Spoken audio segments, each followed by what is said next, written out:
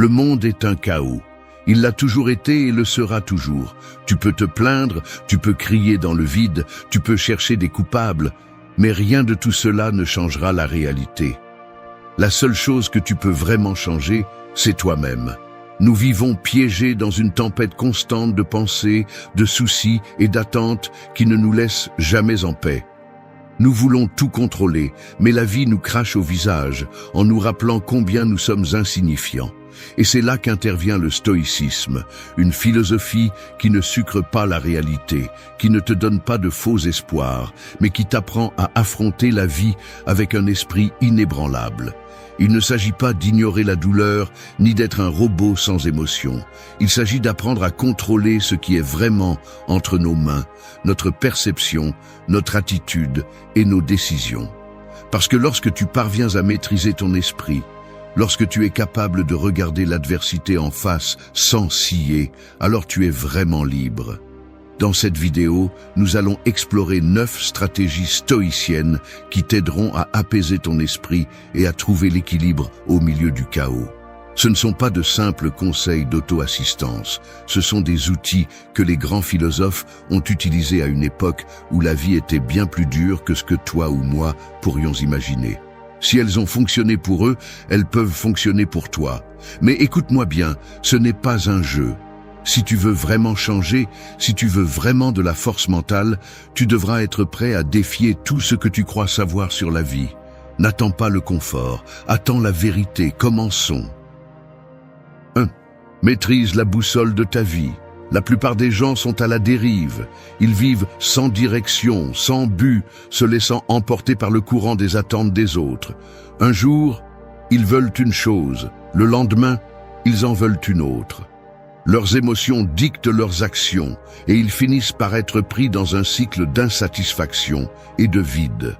Ils n'ont pas de contrôle, ils n'ont pas de boussole. Mais tu ne peux pas te permettre ce luxe. Si tu ne contrôles pas ta direction, quelqu'un d'autre le fera pour toi. La société, les opinions des autres, les tendances éphémères, tous voudront décider pour toi. Et tu sais ce qui se passe quand tu donnes ta vie à d'autres ? Tu finis par vivre la vie d'un étranger, un reflet flou de ce que tu as toujours voulu être. Marc Aurèle l'avait bien compris. Ne laisse pas ton esprit devenir la propriété d'autrui. Et pourtant, la plupart le font. Leurs pensées, leurs peurs, leurs décisions, tout est influencé par des forces externes. Ils vivent comme des feuilles au vent, se déplaçant sans contrôle dans la direction que souffle le courant. Mais tu n'es pas une feuille. Tu es le navigateur, et tout navigateur a besoin d'une boussole. La première question que tu dois te poser est « Que diable veux-tu dans la vie ?» Pas ce que veulent tes parents, pas ce que la société t'impose, pas ce qui te fait paraître bien sur les réseaux sociaux. Ce que tu veux vraiment. Si tu ne le sais pas, tu as déjà un problème. Car une personne sans direction est comme un bateau sans gouvernail. Il bouge, mais n'arrive nulle part. Pose-toi cette question tous les jours jusqu'à ce que la réponse soit claire comme de l'eau. Quel est mon but? Quelle vie veux-je construire? Quelles valeurs définissent mon chemin? Et une fois que tu l'as bien en tête, fais-en ta maudite religion. Peu importe ce qui se passe, peu importe les distractions, peu importe si les autres te traitent de fou, ta boussole doit toujours pointer dans la même direction. Les stoïciens comprenaient que sans but, l'esprit s'affaiblit. Quand tu ne sais pas quel chemin prendre, chaque obstacle te semblera un mur. Mais quand tu as une destination claire, chaque défi n'est qu'une marche de plus sur ton chemin. La discipline naît du but. Celui qui a un pourquoi peut supporter n'importe quel comment. Et si ta boussole est solide, aucun coup de la vie ne pourra te détourner. Mais écoute-moi bien, ce chemin ne sera pas facile. N'attends pas de soutien. N'attends pas de motivation externe, n'attends pas de validation. C'est toi contre le monde. Et c'est là le véritable pouvoir. Parce que quand tu décides qui tu es et où tu vas, personne ne peut t'arrêter. Alors maintenant dis-moi, vas-tu continuer à dériver ou vas-tu prendre le maudit contrôle de ta vie? Choisis et ne regarde pas en arrière. 2. Embrasse la réalité, ne lutte pas contre elle. Regarde autour de toi. La vie n'est pas juste, elle ne l'a jamais été et ne le sera jamais. Peut-être as-tu grandi en croyant que si tu faisais tout bien, les choses tourneraient en ta faveur, que l'effort est toujours récompensé, que le destin a un plan parfait pour toi. Mais un jour, tu te rends compte que ce n'est pas le cas. Tu vois des gens travailleurs qui survivent à peine, tandis que d'autres, sans lever le petit doigt, ont plus que tu ne pourrais jamais imaginer. Tu vois de bonnes personnes souffrir et des gens misérables réussir. Et que fais-tu? Tu te mets en colère. Tu te demandes pourquoi le monde est ainsi, comme si ton indignation allait le changer. Mais la réalité ne doit d'explication à personne. Tu peux maudire ta malchance, tu peux crier au ciel en espérant une réponse. Mais je vais te dire quelque chose, elle ne viendra pas. L'univers ne va pas s'arrêter pour arranger les choses parce que tu ne les aimes pas. La vie suit son cours, indifférente à tes plaintes. Et plus tôt tu l'accepteras, moins tu souffriras. Épictète l'a mieux compris que quiconque. Ne prétends pas que les événements se passent comme tu le souhaites, mais souhaite que les événements se passent comme ils se passent, et tu auras la paix. Cela ne signifie pas que tu dois devenir un conformiste, mais que tu dois apprendre à jouer avec les cartes qui te sont données au lieu de pleurer pour celles que tu n'as pas. Pense-y. Quand tu te mets en colère parce que quelque chose n'a pas tourné comme tu le voulais, qu'est-ce que tu accomplis? Rien. Tu t'épuises seulement. Tu remplis seulement ton esprit de bruit. C'est comme se battre contre une tempête en espérant que la pluie s'arrête à cause de ta colère. Ça ne marche pas comme ça. La réalité est immuable. C'est un mur. Tu peux te heurter à lui jusqu'à te briser les os ou tu peux trouver un moyen de le contourner. Mais une chose est claire, le mur ne bougera pas pour toi. Accepter la réalité ne signifie pas abandonner. Cela signifie arrêter de gaspiller de l'énergie sur ce que tu ne peux pas changer et te concentrer sur ce que tu peux contrôler. Tu as perdu de l'argent, quelqu'un t'a trahi, tu as échoué dans quelque chose d'important. Bien. Et maintenant, tu restes à te lamenter ou tu te relèves et tu continues à avancer. Les stoïciens comprenaient que la véritable liberté n'est pas de contrôler l'extérieur, mais de contrôler comment tu y réagis. Parce que la réalité ne s'adapte pas à toi, c'est toi qui dois t'adapter à la réalité. Alors écoute-moi bien, la vie ne te donnera pas de garantie. Elle ne te promettra pas que les choses seront comme tu l'espères. Mais si tu apprends à embrasser la réalité au lieu de lutter contre elle, tu deviendras plus fort que n'importe quelle tempête. Et pendant que les autres continueront à perdre leur temps à se plaindre, tu seras déjà plusieurs pas en avant, avançant sans regarder en arrière. 3. Fais de la gratitude ton encre quotidienne.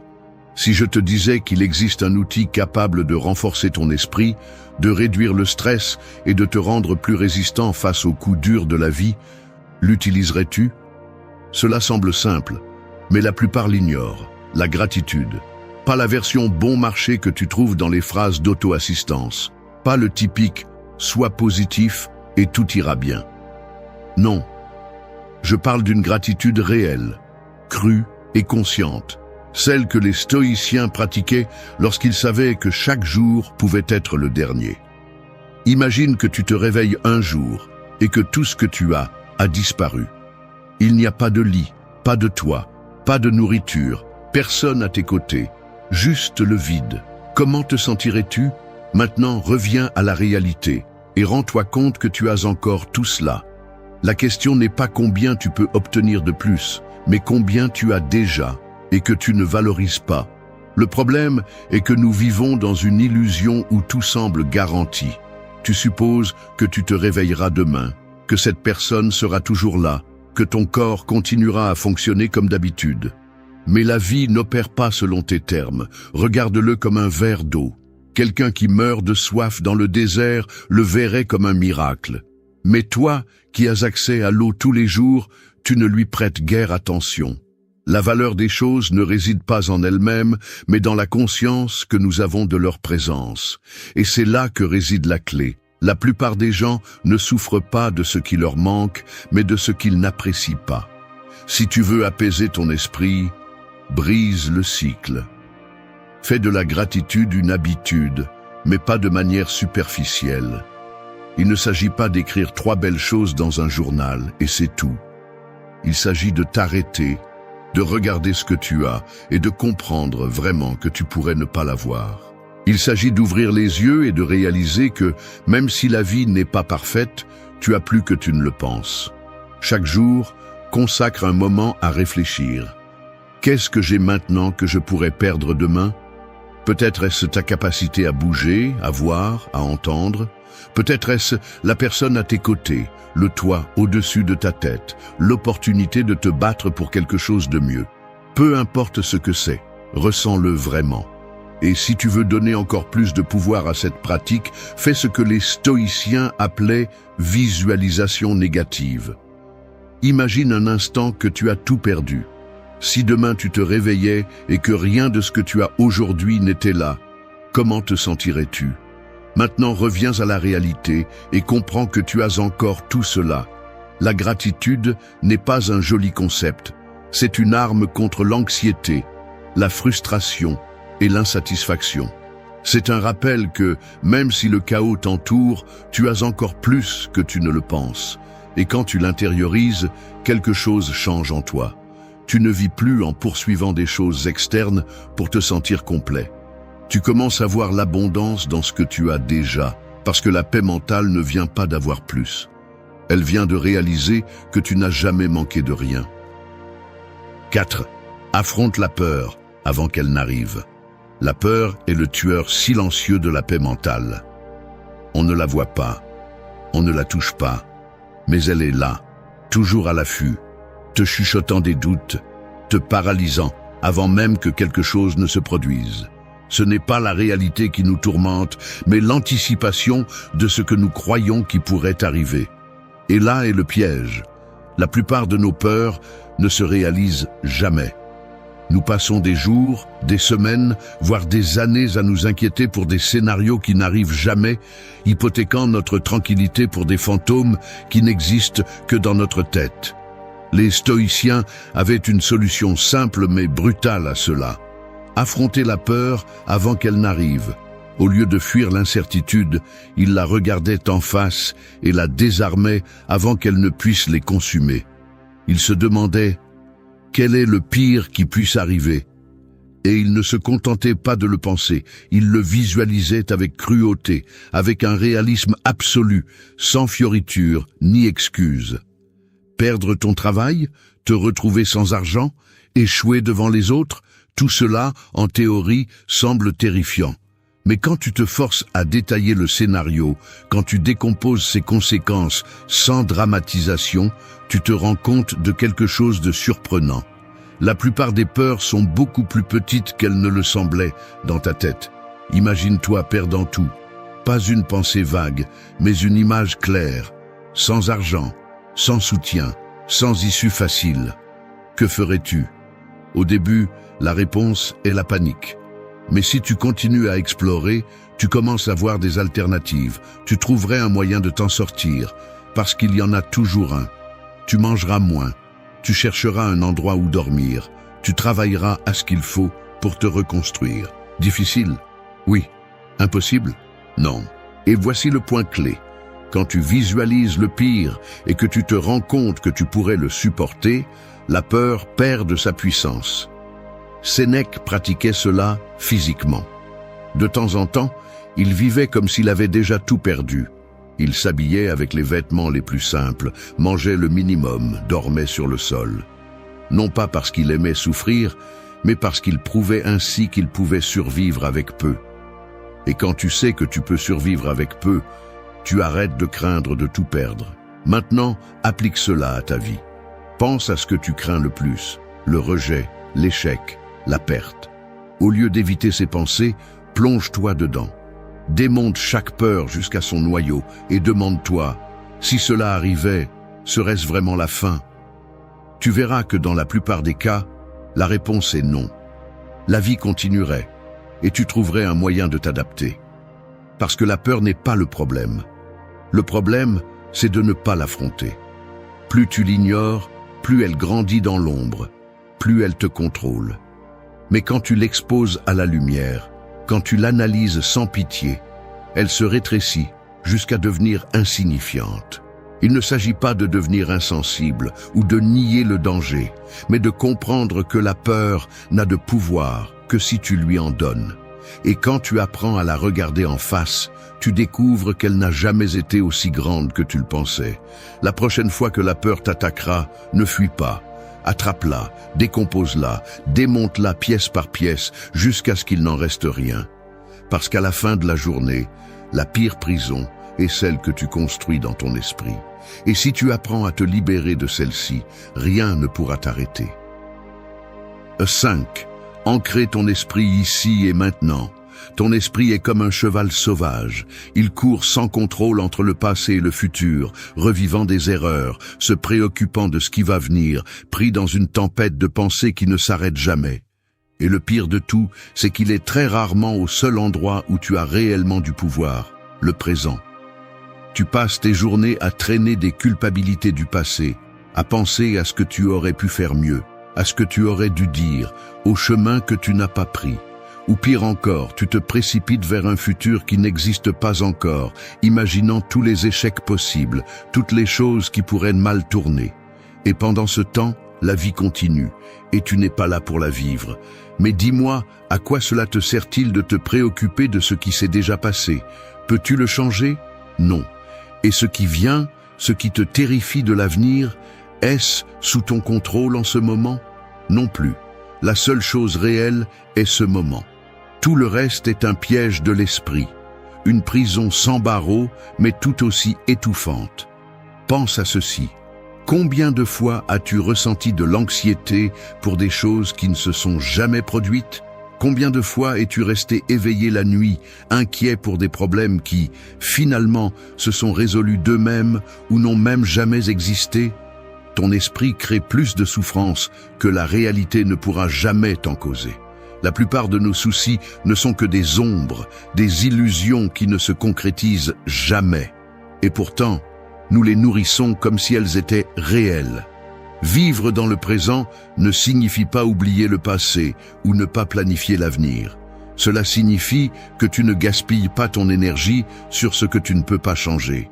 Si quelque chose s'est déjà produit, à quoi bon se lamenter? Apprends, ajuste et continue d'avancer. Si quelque chose n'est pas encore arrivé, à quoi bon t'angoisser? Occupe-toi de ce que tu peux faire aujourd'hui. Tout le reste n'est que du bruit. Imagine que tu traverses un pont. Le pont représente le présent. Derrière toi, le chemin que tu as laissé derrière. Devant, un sentier couvert de brouillard. Si tu t'arrêtes trop longtemps à regarder en arrière, tu trébucheras. Si tu cours trop vite vers l'avant sans regarder où tu mets les pieds, tu tomberas. Mais si tu te concentres sur chaque pas que tu fais, ferme et conscient, tu arriveras de l'autre côté sans problème.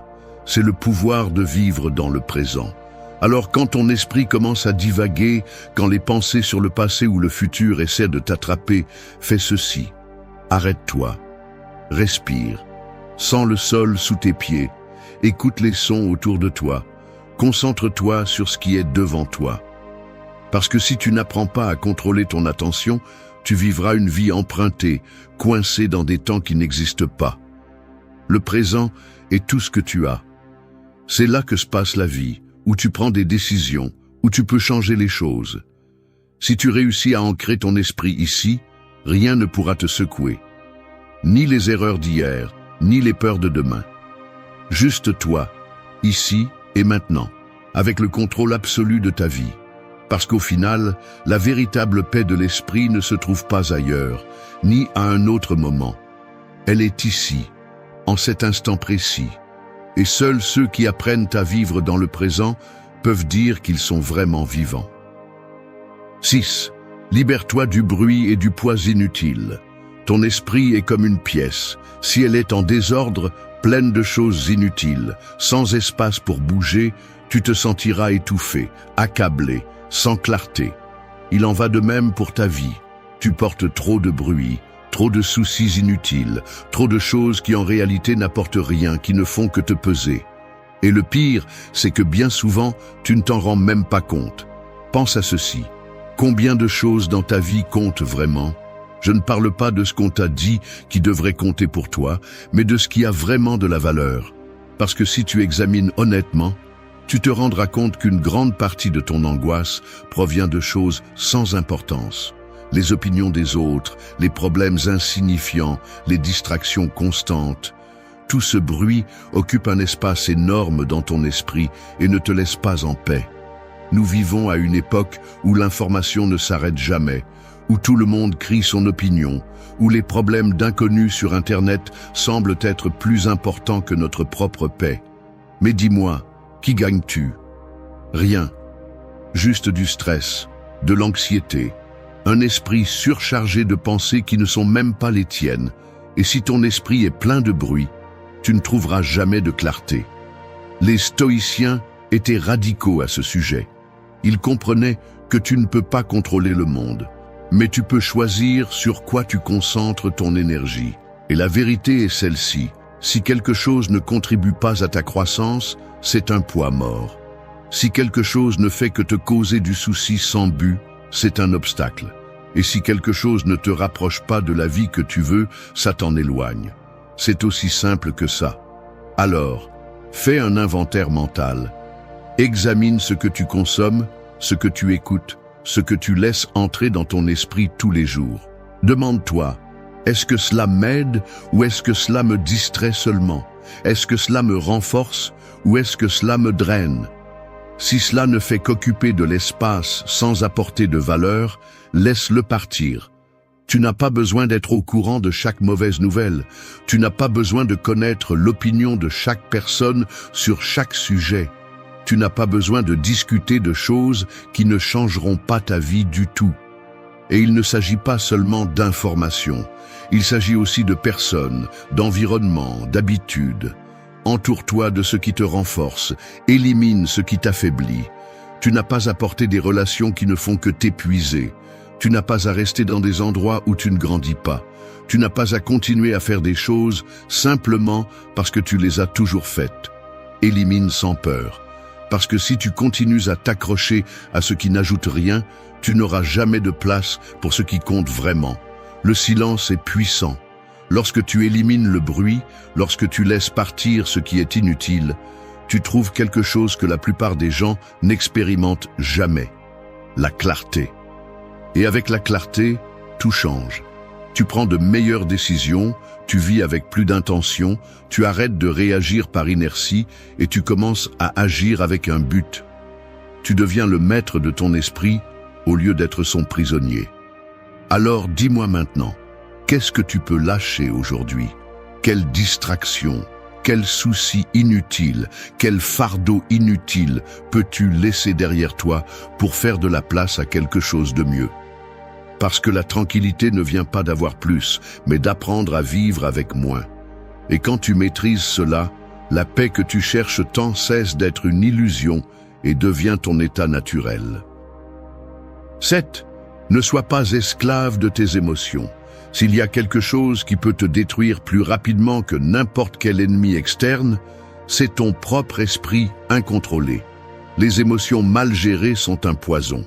Si tu les laisses te gouverner, tu deviens un prisonnier des impulsions, réagissant sans réfléchir, laissant la colère, la peur ou la tristesse dicter ton destin.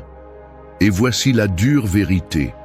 Personne qui est esclave de ses émotions n'est véritablement libre.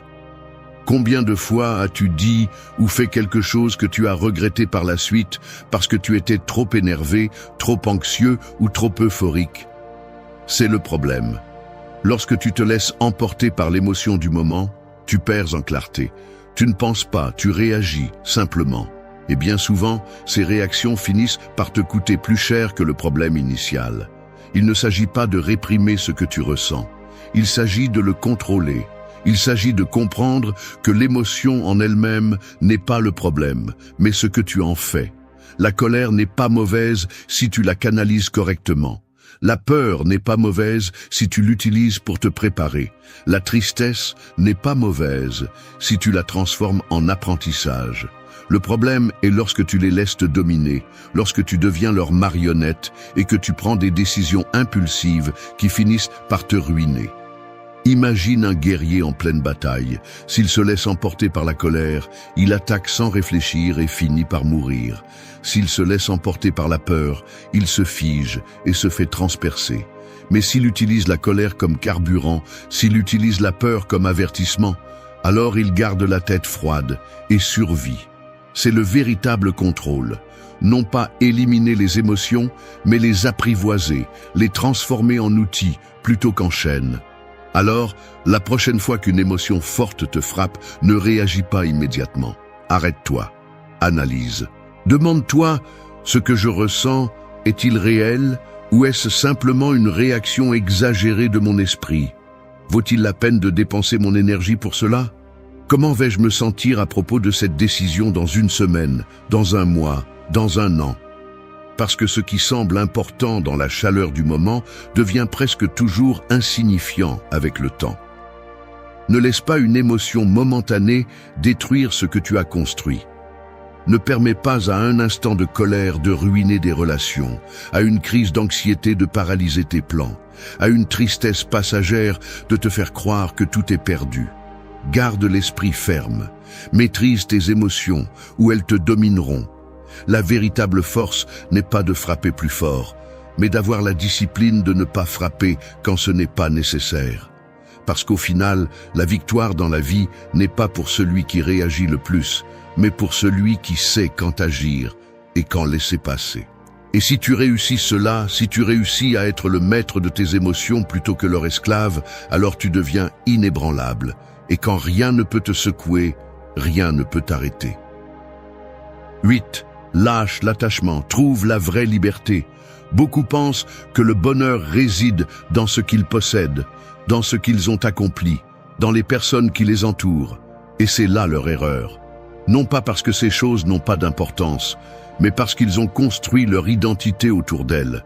Ils s'accrochent à l'extérieur comme s'ils faisaient partie d'eux. Et quand ils le perdent, ils s'effondrent. Mais dis-moi quelque chose. Qu'est-ce qui dans cette vie t'appartient vraiment? Ton argent, une mauvaise affaire et il disparaît. Ton statut, un simple scandale et il s'évapore. Tes relations, aujourd'hui elles sont là, demain peut-être pas. Rien ne t'appartient vraiment. Et plus tôt tu comprendras cela, plus tôt tu arrêteras de vivre dans la peur. Car c'est le piège de l'attachement. Il te rend faible. Il te rend dépendant de choses que tu ne peux pas contrôler. Il te remplit d'anxiété à l'idée de perdre ce que tu penses avoir besoin.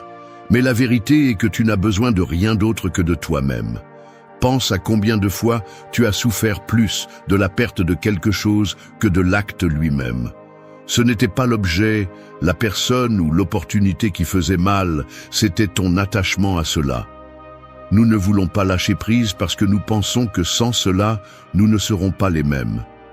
Mais si quelque chose d'extérieur définit qui tu es, tu n'as jamais été libre pour commencer. Les stoïciens vivaient avec ce principe à l'esprit. Ils pratiquaient ce qu'ils appelaient amor fati, aimer le destin tel qu'il est, sans s'accrocher à rien. Si quelque chose de bon arrive, profites-en. Si cela part, laisse-le partir. Non pas parce que cela ne t'importe pas, mais parce que tu comprends que cela ne t'a jamais appartenu. Et quand tu penses ainsi, tu te libères. Imagine un instant que tu perds tout, non pas comme une pensée dépressive, mais comme une expérience mentale.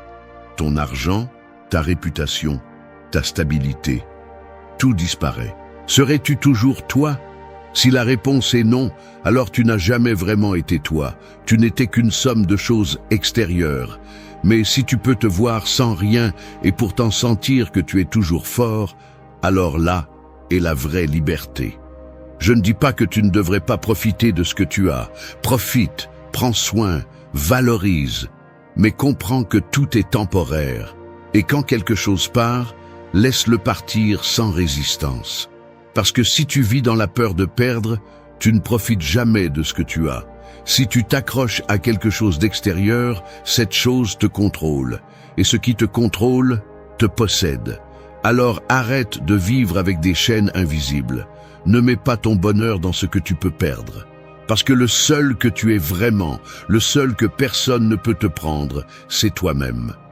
Et quand tu comprends cela, quand tu lâches l'attachement et acceptes l'impermanence de tout, rien ne peut te briser. Parce que tu n'es plus un esclave de l'extérieur, tu es libre. 9.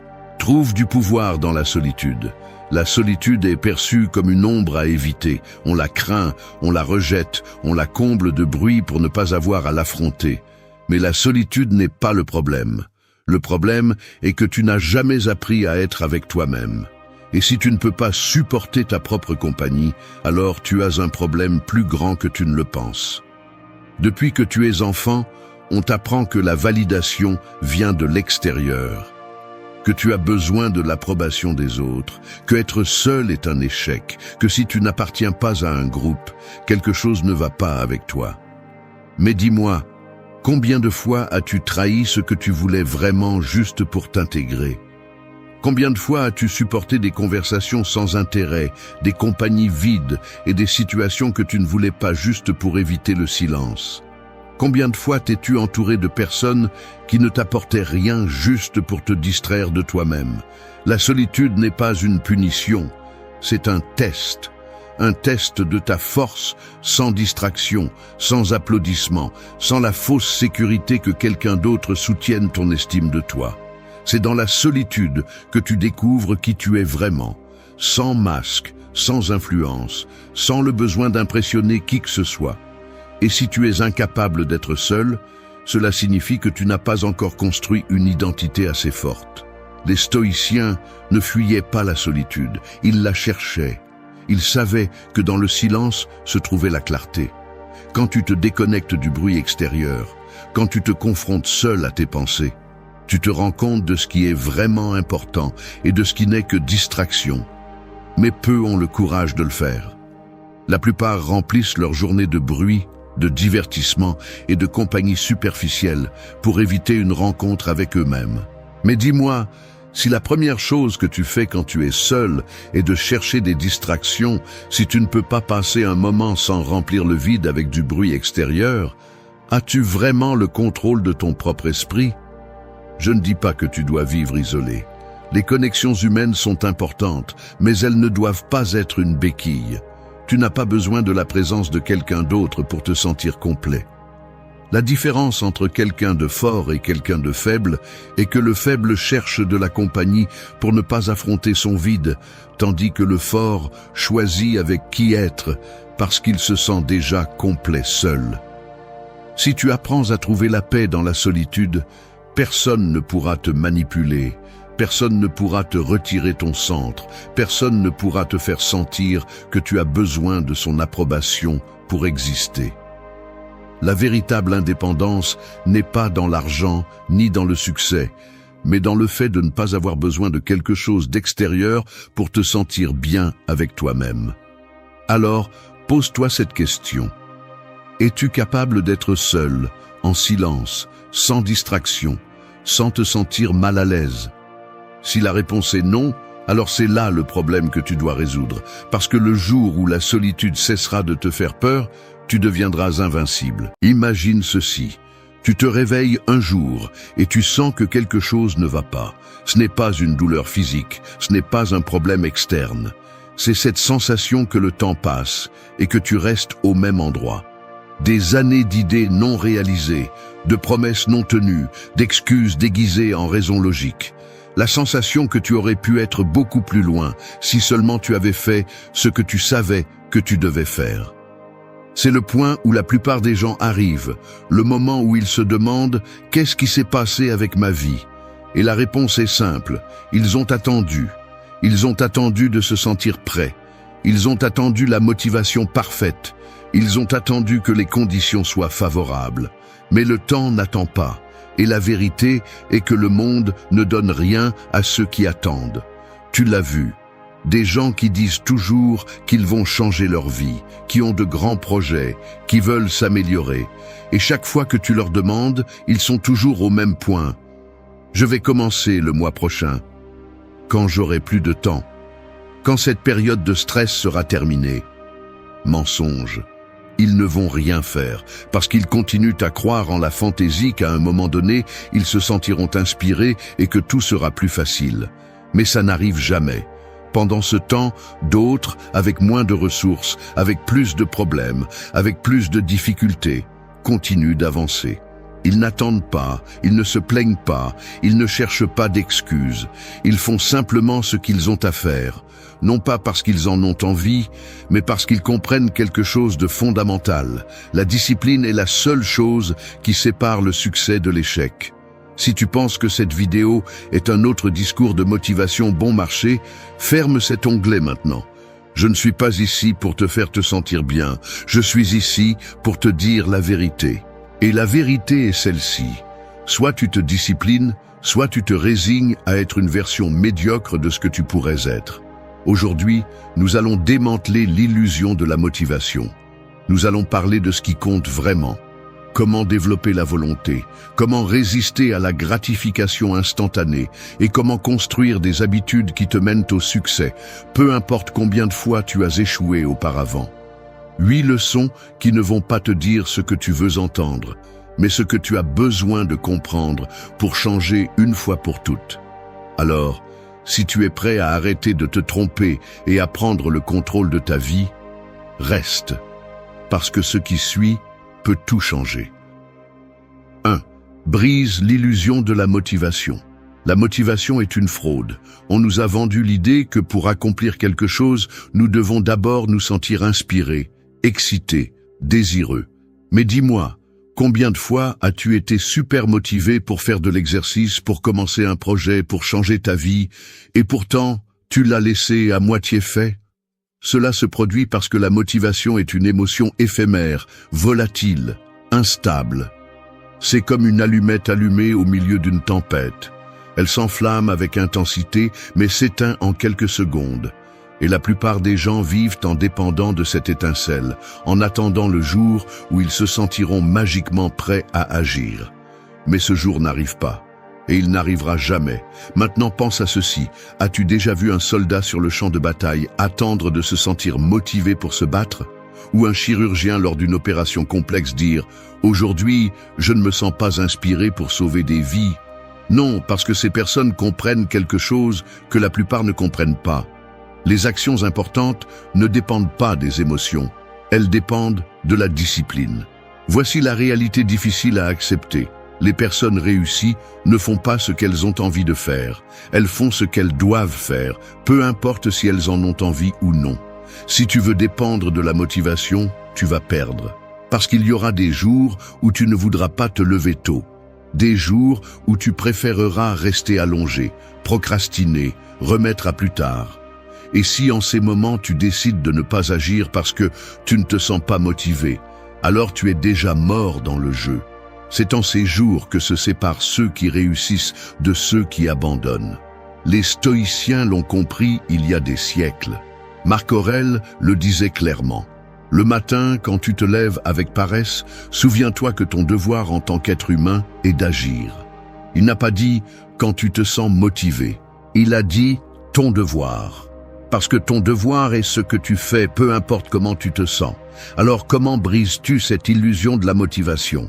Comment arrêtes-tu de dépendre de ce mirage? Premièrement, change ta mentalité. Arrête de dire « j'ai besoin de motivation » et commence à dire « j'ai besoin de discipline ». Demande-toi, si ma vie dépendait de faire ceci, le ferais-je, peu importe comment je me sens? La réponse est toujours oui, parce qu'en réalité, tu peux le faire sans motivation. C'est juste que tu ne veux pas. Deuxièmement, aie un système, pas seulement des objectifs. Il ne suffit pas de vouloir des résultats. Tu as besoin d'un processus.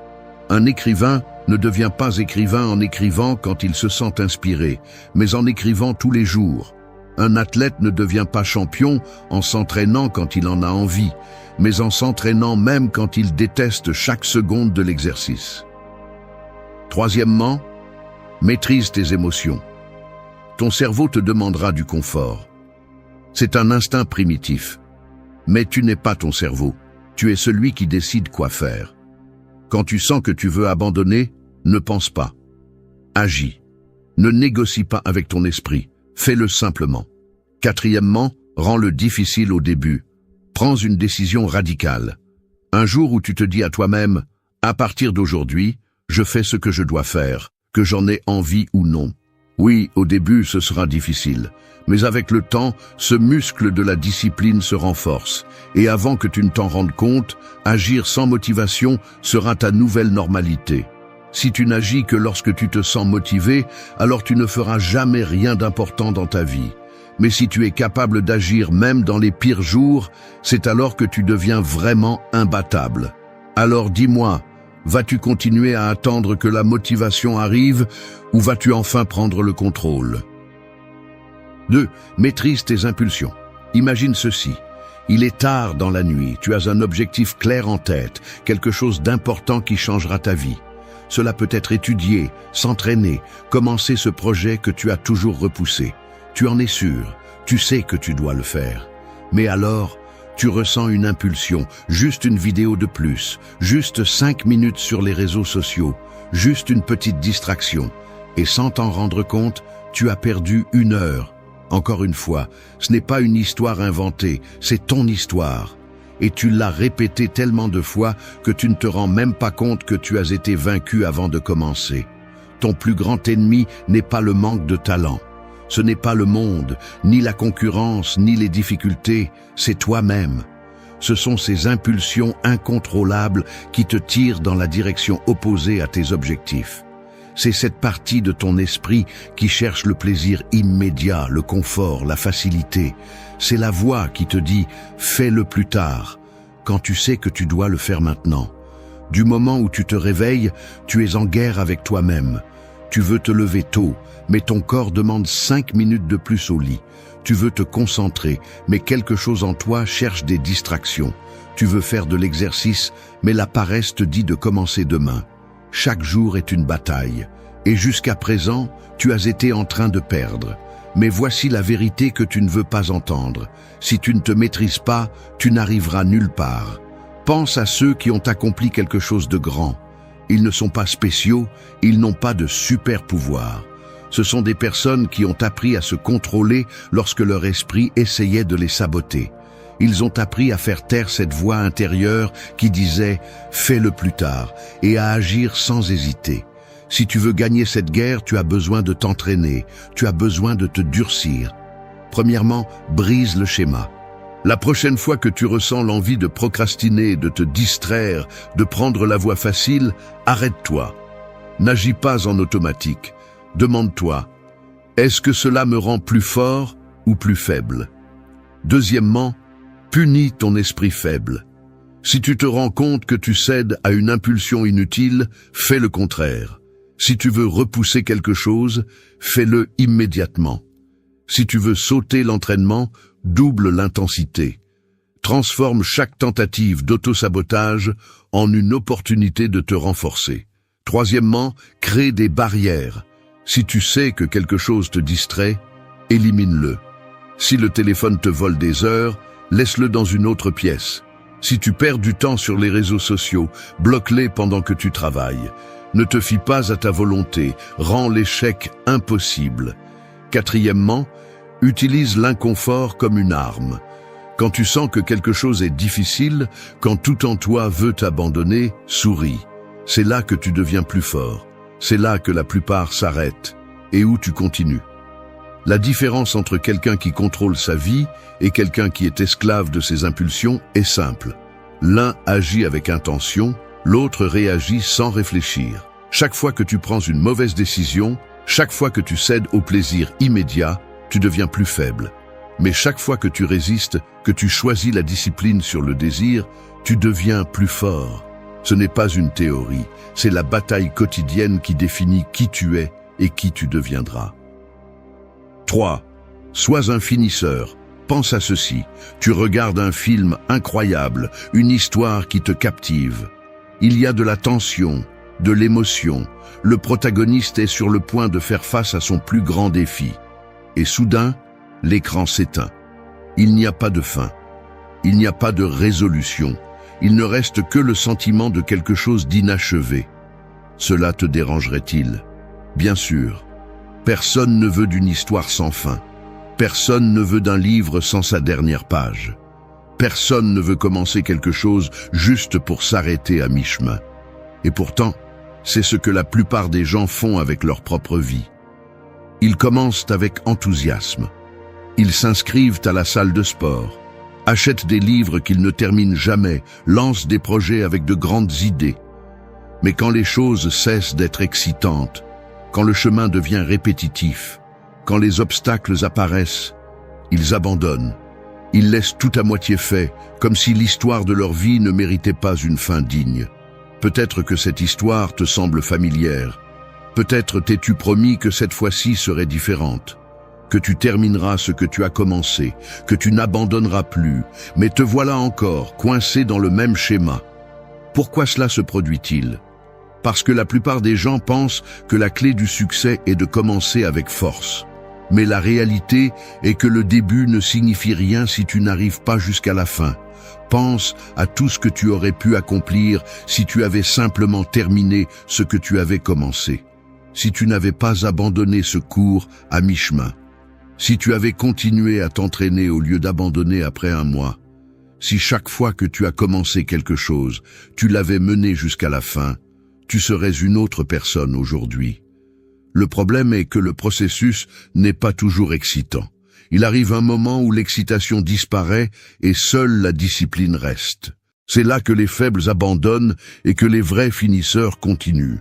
Alors dis-moi, quel type de personne veux-tu être? Si tu en as marre de laisser les choses à moitié faites, voici ce que tu dois faire. Premièrement, brûle les navires. Lorsque les anciens guerriers arrivaient sur un territoire ennemi, ils brûlaient leurs navires pour qu'il n'y ait pas de possibilité de retour. Fais de même. Ne te donne pas d'option. Ne te permets pas de douter. Si tu commences quelque chose, tu le termines.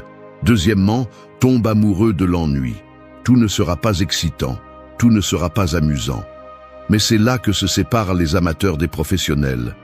Le professionnel continue même lorsque le processus devient monotone. Troisièmement, rends l'échec insupportable. Si tu abandonnes, que ça te fasse mal. Que ce soit un rappel constant que tu t'es laissé tomber. Que la prochaine fois, lorsque tu voudras abandonner, tu te souviennes de ce sentiment et que tu continues au lieu de faillir à nouveau. Quatrièmement, visualise ta fin. Ne pense pas à ce que tu ressens maintenant. Pense à ce que tu ressentiras quand tu auras terminé. Quand tu auras franchi la ligne d'arrivée, quand tu regarderas en arrière et verras tout ce que tu as accompli simplement parce que tu n'as pas abandonné. Le monde est plein de personnes qui ont commencé avec force et n'ont abouti nulle part. Ne sois pas l'un d'eux. Fais en sorte que l'histoire de ta vie ait une fin digne. Sois un finisseur. 4. Célèbre chaque victoire, aussi petite soit-elle. La plupart des gens sont piégés dans une mentalité de tout ou rien. S'ils ne peuvent pas réaliser un changement énorme immédiatement, ils pensent que cela ne vaut pas la peine d'essayer. S'ils ne voient pas de résultats rapides, ils se démoralisent. S'ils n'atteignent pas la perfection, ils se punissent. Et c'est ainsi qu'ils finissent par abandonner avant d'atteindre leur objectif. Le problème est que les gens n'applaudissent que les grands succès. Ils ne reconnaissent que le succès final. Mais ce que personne ne vous dit, c'est que le succès est l'accumulation de petites victoires quotidiennes. C'est chaque bonne décision que vous avez prise, chaque habitude que vous avez répétée, chaque moment où vous avez choisi la discipline plutôt que le confort. Le succès n'arrive pas d'un coup. Il se construit dans les détails. Un athlète ne devient pas champion en un seul entraînement. Un écrivain ne termine pas son livre en un jour. Un entrepreneur ne construit pas un empire en une semaine. Ce sont les petites actions répétées des milliers de fois qui créent quelque chose de grand. Cependant, la plupart des gens ignorent ces petites victoires. Ils se concentrent uniquement sur ce qui manque, sur ce qu'ils n'ont pas encore accompli, sur la distance qui les sépare de leur objectif. Et en faisant cela, ils se privent de la motivation pour continuer. Parce que si vous ne célébrez jamais votre progrès, votre esprit commencera à croire que rien de ce que vous faites n'en vaut la peine. Regardez comment fonctionne le cerveau. Il est conçu pour répondre aux récompenses. Lorsque vous accomplissez quelque chose et que vous le reconnaissez, votre esprit associe l'effort à une sensation positive, à une réelle avancée. Mais si vous ne vous permettez jamais de célébrer, Si vous vous concentrez uniquement sur ce qui manque encore, le cerveau commence à voir l'effort comme un fardeau, comme une lutte sans fin, sans récompense. Et c'est là que vous commencez à perdre la bataille. C'est pourquoi chaque victoire compte, peu importe sa taille, peu importe si vous êtes encore loin de votre objectif. Chaque pas est une preuve que vous avancez dans la bonne direction. Les personnes qui accomplissent de grandes choses ont une mentalité différente. Ils n'attendent pas d'être couronnés de succès pour se sentir bien. Ils se sentent bien en chemin parce qu'ils savent que chaque effort compte. Si vous avez fait de l'exercice aujourd'hui, c'est une victoire. Si vous avez avancé un peu dans votre projet, c'est une victoire. Si vous avez réussi à résister à une distraction, si vous avez choisi de faire ce qui est juste plutôt que ce qui est facile, c'est une victoire. Chacune de ces petites victoires s'accumule. Chacune renforce la discipline, renforce la confiance, nourrit l'engagement. Chaque victoire crée de l'élan. Mais voici la clé. Célébrer ne signifie pas se contenter. Il ne s'agit pas de s'arrêter et de s'applaudir soi-même sans continuer à avancer. Il s'agit de reconnaître le progrès pour pouvoir pousser encore plus fort. Il y a une différence entre celui qui se sent bien seulement quand il atteint le sommet et celui qui apprend à apprécier chaque étape de l'ascension. Le premier s'épuise, se frustre et abandonne souvent. Le second continue simplement à avancer, peu importe la distance. Les stoïciens comprenaient parfaitement cela. Marc Aurèle parlait de la valeur du progrès continu, de l'amélioration quotidienne sans se désespérer du résultat final. Parce qu'au final, le succès n'est pas une destination. C'est la somme de chaque jour où vous avez décidé de continuer à avancer. Alors, commencez à voir les choses différemment. Chaque petite avancée est une preuve que vous êtes déjà en train de gagner. Chaque jour où vous ne vous êtes pas rendu est une preuve que vous avez ce qu'il faut. N'attendez pas la fin pour reconnaître votre effort. Célébrez chaque victoire. Parce que ce sont ces petites batailles quotidiennes qui, avec le temps, vous mèneront à la guerre gagnée. 5. Deviens ton propre entraîneur. Personne ne viendra te sauver. Personne n'apparaîtra un jour pour te donner le coup de pouce dont tu as besoin. Personne ne sera là chaque matin pour te sortir du lit, te forcer à travailler pour tes objectifs ou exiger que tu tiennes tes promesses. C'est ta responsabilité. Le problème est que la plupart des gens sont habitués à être guidés par quelqu'un d'autre. Depuis notre plus jeune âge, on nous dit quoi faire, quand le faire, comment le faire. Parents, enseignants, patrons, il y a toujours quelqu'un pour donner des ordres. Et sans nous en rendre compte, nous devenons dépendants de la direction extérieure. Mais voici le problème. Quand il n'y a personne pour nous dire quoi faire, nous ne faisons rien.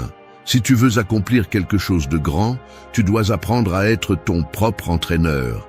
Tu dois être la voix dans ta tête qui exige plus, celle qui te pousse quand tu veux abandonner, celle qui te relève quand tu tombes. Parce que si tu ne te contrôles pas, le monde le fera pour toi. Regarde les meilleurs athlètes, entrepreneurs, artistes, créateurs. Ils n'en sont pas arrivés là parce que quelqu'un les a forcés. Ils y sont parvenus parce qu'ils ont appris à se pousser eux-mêmes. Ils n'ont pas besoin de motivation extérieure, car ils ont développé la discipline intérieure. Mais comment deviens-tu ton propre entraîneur? D'abord, arrête de négocier avec toi-même. Tu ne peux plus continuer à faire des compromis avec ton esprit faible.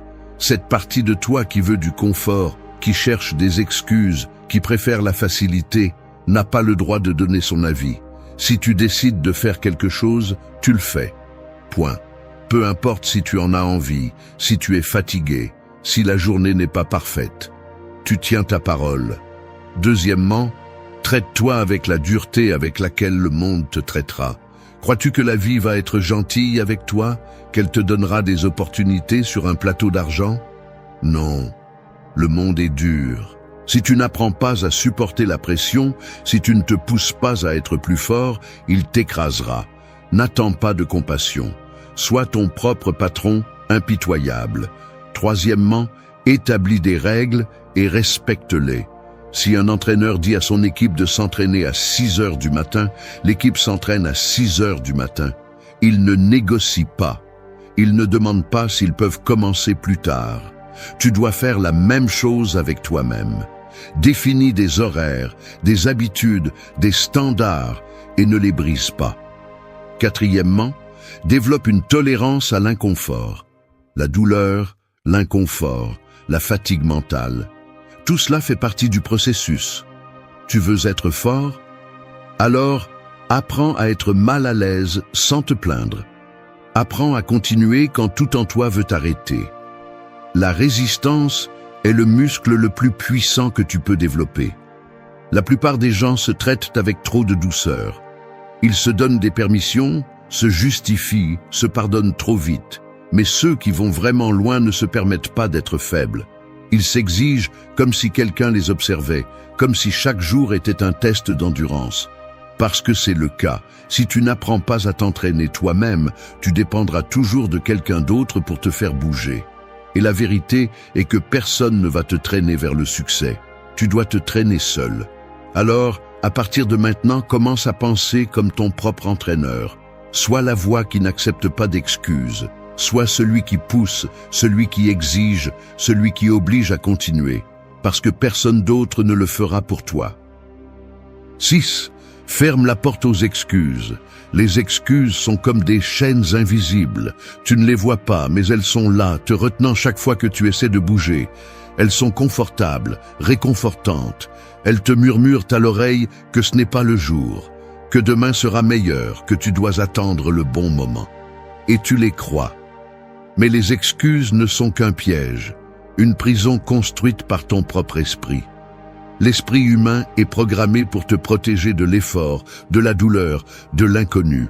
Dans l'Antiquité, cela avait du sens. Rester dans la zone de sécurité signifiait survivre. Mais aujourd'hui, à une époque où les opportunités sont à la portée de tous, cette même programmation est devenue un obstacle. Ton cerveau te fait croire que tu dois éviter l'inconfort, qu'il vaut mieux attendre, que tu n'es pas prêt. Mais l'attente est un poison. Et chaque jour que tu repousses, tu deviens plus faible. Les excuses ont une manière élégante de se déguiser en raison légitime. Je n'ai pas le temps. Je suis trop fatigué. Ce n'est pas le bon moment. Je ne sais pas par où commencer. Mais le curieux est que tandis que certaines personnes utilisent ces phrases pour justifier leur inaction, d'autres, avec moins de temps, moins d'énergie et moins de ressources, continuent d'avancer. Non pas parce que c'est facile, mais parce qu'elles comprennent quelque chose que la plupart ne comprennent pas. Chaque excuse que tu acceptes est un pas en arrière dans ta vie. Pense à ça. Il y a des gens qui sont partis de rien, sans argent, sans soutien, sans contact, et qui ont construit quelque chose de grand. Non pas parce qu'ils avaient de la chance ou un talent inné, mais parce qu'ils n'ont jamais permis à une excuse de définir leur destin. Pendant ce temps, il y en a d'autres qui ont tout. Accès à Internet, temps libre, opportunités. Et pourtant, ils restent coincés dans la même routine. Non pas parce qu'ils ne peuvent pas avancer, mais parce qu'ils ont choisi de croire en leurs propres limitations. Épictète l'a dit il y a des siècles. Ce n'est pas ce qui t'arrive qui t'arrête, mais comment tu décides de l'affronter. L'excuse n'est pas réelle. Ce n'est qu'une histoire que tu t'es racontée tant de fois que tu as fini par y croire. Mais voici la vérité. Tu peux briser ces chaînes maintenant. La différence entre ceux qui réussissent quelque chose et ceux qui restent au même endroit n'est pas le talent, ni l'argent, ni l'intelligence. C'est la capacité d'agir quelles que soient les circonstances. Peu importe si la journée est difficile, si la situation est défavorable, si le chemin semble incertain. Ceux qui avancent le font même quand tout est contre eux. Tu as peu de temps. Utilise ce que tu as. 10 minutes d'action valent plus que 1000 heures d'excuses. Tu n'as pas de ressources. Commence avec ce que tu as. Le talent se forge dans la pénurie, pas dans le confort. Les conditions ne sont pas idéales. Elles ne le seront jamais. Ceux qui attendent le moment parfait continuent d'attendre jusqu'au dernier jour de leur vie. Les excuses sont comme une porte fermée à clé. Mais voici l'ironie, elle a toujours été ouverte. Tu as toujours pu sortir, mais tu as choisi de rester à l'intérieur. Arrête d'attendre, arrête de justifier ton inaction. Bouge le pied, fais le premier pas. Ce ne sera pas facile, ce ne sera pas confortable, mais ce sera réel. Et quand tu le feras, quand tu refuseras d'accepter une autre excuse dans ta vie, tu te rendras compte de quelque chose de puissant. Tu n'as jamais été incapable, tu étais juste enchaîné à un mensonge. 7. Reprogrammez votre cerveau. Votre esprit est le champ de bataille où se définit votre succès ou votre échec. Ce n'est pas le monde extérieur qui vous arrête, ce n'est pas le manque d'opportunités, ce n'est pas la chance, c'est la façon dont vous avez été programmé à penser. Depuis que vous étiez enfant, la société, l'éducation et votre environnement ont façonné la façon dont vous percevez l'effort, l'échec et la discipline. On vous a appris à éviter la douleur, à chercher la gratification immédiate, à abandonner quand les choses deviennent difficiles. Sans vous en rendre compte, votre cerveau a été conditionné à chercher le confort plutôt que la croissance. Mais si vous continuez à fonctionner selon ce même système de pensée, vous n'irez nulle part. Regardez les personnes qui réussissent. Ils ne sont pas différents de vous en termes de capacité. Ils ne sont pas nés avec une génétique spéciale ou des pouvoirs cachés. La différence est qu'ils ont entraîné leur esprit à penser différemment. Ils ont changé la façon dont ils réagissent aux défis, la signification qu'ils donnent au sacrifice, la façon dont ils interprètent l'échec. Et vous pouvez le faire aussi. Votre cerveau n'est pas une structure fixe. Il est malléable. Il peut s'adapter, se reconfigurer, se renforcer. Tout comme vous entraînez un muscle à la salle de sport, vous pouvez entraîner votre esprit à devenir plus fort, plus discipliné, plus résistant. Le problème est que la plupart des gens ne le font pas. Ils restent avec la même mentalité faible qu'ils ont toujours eue. Ils se disent qu'ils ne sont pas disciplinés, qu'ils n'ont pas de volonté, qu'ils ne peuvent pas changer. Et en le répétant tant de fois, ils finissent par le croire. Si vous voulez un vrai changement, vous devez commencer par la racine. Vous devez reprogrammer votre cerveau. Premièrement, changez la façon dont vous vous parlez à vous-même. Si vous vous dites constamment « je suis paresseux, je suis mauvais à ça, je ne peux pas changer », alors c'est exactement ce que vous devenez. Les mots que vous utilisez renforcent votre identité. Commencez à vous dire ce que vous voulez être, pas ce que vous étiez dans le passé. Ne dites pas « j'essaierai d'être discipliné ». Dites « je suis une personne disciplinée et j'agis en conséquence ». Il ne s'agit pas de motivation, il s'agit d'identité. Deuxièmement, apprenez à aimer l'effort. Ne le voyez pas comme une punition, mais comme un privilège.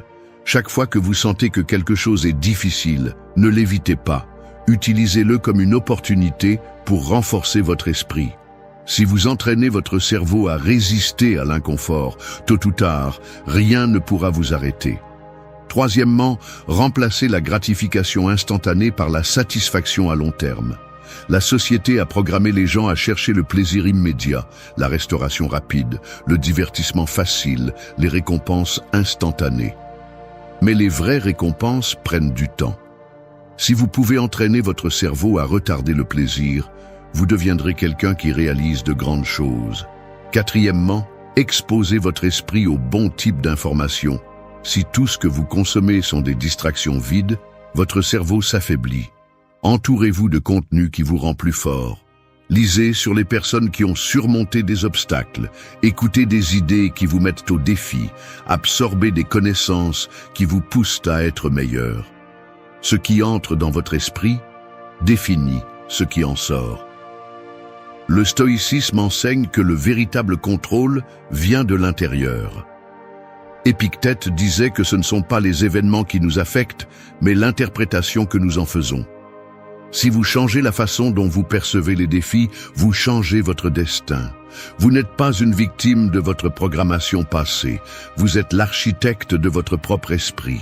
Vous pouvez continuer avec la même façon de penser qui vous a maintenu stagné, ou vous pouvez commencer à entraîner votre cerveau pour être indestructible.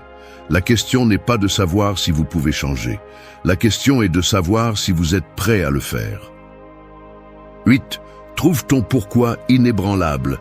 Rien dans la vie ne tient sans une raison suffisamment forte. La discipline, la constance et l'autodiscipline ne peuvent être maintenues par une simple motivation ou des envies passagères. Elles ne se maintiennent que lorsque tu as un pourquoi si solide que rien ne peut le briser.